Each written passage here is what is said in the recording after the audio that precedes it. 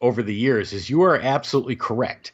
When we're having a conversation, we will get more interaction and more EVPs than when we're just sitting and asking. If we're sitting quiet and we're asking, one question and then waiting and then ask, when we're actually interacting with each other, we'll get more interaction. But then people always say to us, hey, you're doing an EVP session. Don't you know you're supposed to not be talking and you're supposed to only ask a question and then wait 20, 30 seconds before you ask another one? Okay, yeah, we've done that for years. But what we notice is if we're just having normal conversations between the two of us, that we will get interaction that we never expected if we had been following those typical EVP standards of how you're supposed to do it. Now, I agree sometimes it can wreck it when we don't do it that way. But we've also found that we've gotten responses that have blown away anything following those standards. Because they want to participate. I've found that too. So absolutely. This is about belief. And it's very short, but do you want to set it up or you want me to go? Well, we were standing down one of the main halls, and I can't remember off the top of my head whether I asked the question or my wife did. And this one's funny because rarely do my wife and I disagree at what is being said, but this one we did disagree. I heard about belief, and she says, no, this one says I'm about to leave. And after she said that, I heard that as well. So it's either about belief or it's I'm about to leave. Sometimes with EVPs, as you know, it's very hard, and we always try to get secondary opinions. What does everybody hear? Because unless you can get a consensus on, people hearing the same things, that helps the understanding that your EVP is consistent and heard correctly. But this is one that we did disagree on. But we'll see what the listeners think, which Absolutely. one they hear. All righty, and here we go.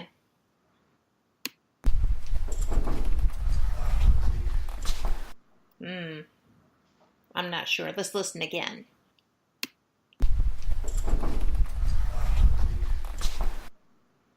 I'm going to have to go with Cherie. But where would you be going? You know what? I not sure, but it's good to hear that if that's what it says, that they can leave. Yes. So that makes me happy. But when Cherie said that to me and I listened to it again, I'm like, I think you're right. I think this does say about to leave.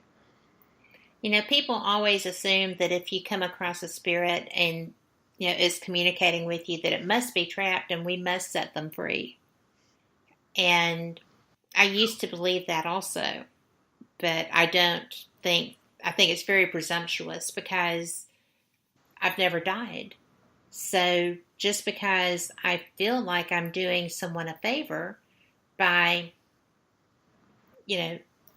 crossing them, helping them cross, whatever, I'm not necessarily. I mean, who knows? But I just decided that I'm not even going to do that anymore. I've been in two situations where spirits were kind of being bullied by another spirit. I always call them soul collectors because they just don't want to be alone. And I just tell them that, you don't have to stay here if you don't want to. You can do what you want, you're still you. And both times the person that was holding them was very upset with me, but they got over it. So it's good to know that they can come and go at will. And that's kind of confirmation. So thanks for that. And this one. Yeah. And we. Go ahead. I was just going to say, we agree with you completely on that aspect. It's not always, they're not always trapped. Now, if they're calling out for help, if they're asking, specific things that clearly show that they need assistance, but the majority of the ones that we've come across are not trapped, are not stuck, are not missing some vital link to be placed somewhere else where they should be. They are doing exactly what their free will is allowing them to do. And they have the choice to change it or redefine it or however they want. And so I agree with you completely that not every spirit you come across is trapped or stuck or needs to be crossed over. Well, and sometimes the help they need is simply getting a message, to someone, or it's not necessarily liberation. Right. But like in the instances that I mentioned, it's really weird because I was guest investigating with the same team both times this happened. I know they think I'm crazy, but it was a spirit that was a human spirit that had convinced these people that he had dominion over them. And so they couldn't leave. They had to stay there. And when I walked in both places, I was like, oh, no. Only your creator has dominion over you. He has dominion over this guy, too. So you can go where you want to go. You don't have to stay here. And the first time I had that experience, I got like this huge wind through my face and hair, and the men sitting on either side of me were gone. Right? And then the second, right. Well, and then the second time, a door over behind the couch opened, and the people that were, just kind of hanging with us while we were seeing if this house was haunted, the woman levitated off the couch, right? And I had no idea what's happening. I'm just like, we're safe. It's okay. But of course I didn't see the door open either, so I wasn't, but I had no idea. But anyway, so they don't like it when you do that, but you can't be a bully no matter what your life stage is. So this... Very true. Very, very true. And some people are. I mean, if you're a schmuck when you're alive, you're a schmuck when you're dead, right? It just seems to roll that way. Right. Yeah. I mean, personality, you're taking the same outlook on, life into, or death's probably not the right word, but over to the spiritual realm. Mm-hmm. So I'm sure it takes some time to be able to rebalance that back out, and maybe that's the plane they're stuck on in order to rebalance that back out before they move on. Who knows? Right. And sometimes I think they just like, being here. I think you get to do what you want to after you go through whatever processing there may be or whatever. But that's just... I agree. So this last one has your name on it. Yes, it does. We have had our names called out in locations we had never stepped foot in before, and sometimes it's first name, sometimes it's last name. This one is my first and my last name, spelled out, sounded out very clearly. The end of Rathman is a little weak, but the Tony Rath, I mean, you can hear it very clearly. And like I said, that was the first time I had ever stepped foot in this building, and they're calling me by first and last name. Wicked cool. Here we go, guys. Sound like a kid.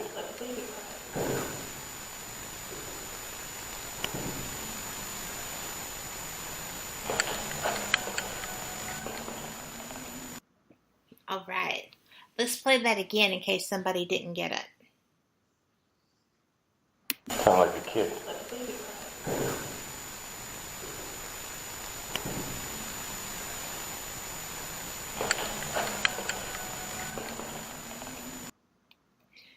I just can't believe that. When I was loading this on here, I played that just to make sure I had, everything loaded properly. And it blew me away. I was so surprised because, I didn't know that was your first time in the structure when I was listening to these. And now that you tell me that, I'm even more surprised. because that was a definite calling you out. It was, and I mean, like I said, the whole connection to this building, I think, is bigger than, at least for me personally. Like I said, I always was drawn to it, and then we finally get into it, and yeah, they're calling me by first and last name in a building I had never stepped foot in prior. And of course, that grew the connection. And I think there's a lot of stuff happening that I'm yet to experience in this place, and so looking forward to the opportunity to find out what's going on. And like I said, as well as give other people who are interested in the paranormal and do investigations the opportunity. 10 hours of the building's yours. Investigate, capture everything you can. So, well, I got to tell you, I think that it's just the coolest thing ever that all of these came in your first night visiting there. Did you have any idea what to expect going in? I mean, no one had been in there. You were it, right? Yeah, there were, outside of Ghost Adventures, there was 2 groups that had gotten in prior. And I remember finding a newspaper article from a husband and wife as well, that were in there probably, I don't know, 5-6 years ago. And of course, the stuff that they had experienced, very similar to the things still going on today.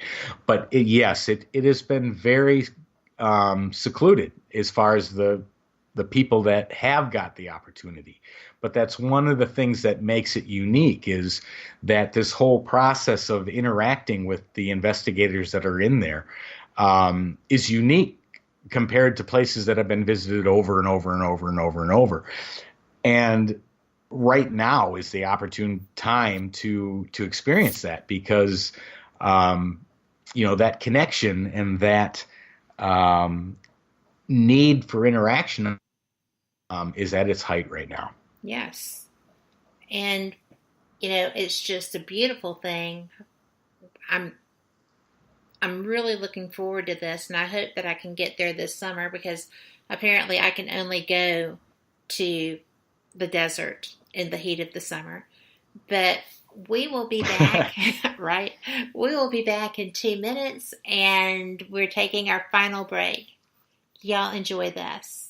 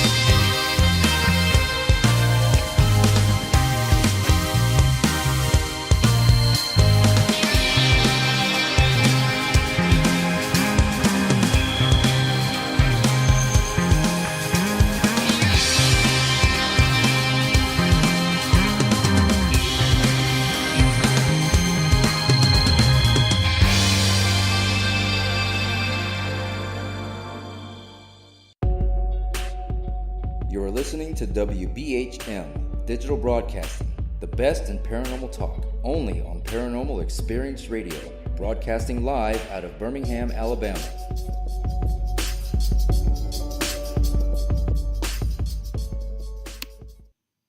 And We are back.